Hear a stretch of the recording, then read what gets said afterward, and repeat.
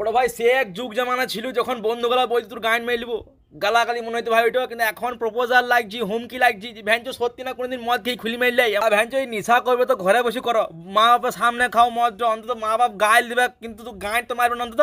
বড় ভাই মন খুলি কাউকে গাইল দিতে পারছি না যে তোর গান মেলবো। একবার একটি বন্ধুকে বললাম তোর গান মেলবো, সবাই এরকম তাকাইছে আমার দিকে যে সত্যি মারানো তো ভ্যানচো, কাউকে সালা গান মেয়ে দেবো বলছি তো ঘর থেকে পেরেছি না। সালা কি বলবো, তোবা তোবা হুসন তেরা তবে ফাক। আগের দিন আমি আমার বন্ধু স্কুটি নিয়ে ঘুরতে পেরেছিলাম, আমি হজ করে ব্যাগটা দাবলাম, ও সঙ্গে সঙ্গে সামনেটা এসে আমার পিছনে ঠেকে গেল এরকম করে।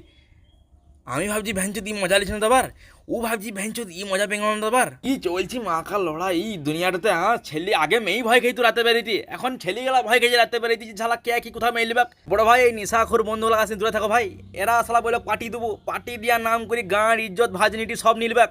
এরকম বন্ধু থেকে ভালো ভাই সাপের সঙ্গে ঘুরো, অন্তত কামড়ে মরবে বিষে মরবে, লোকে বলবে না তো যে ছেলে তো মেলি ঝুলিয়ে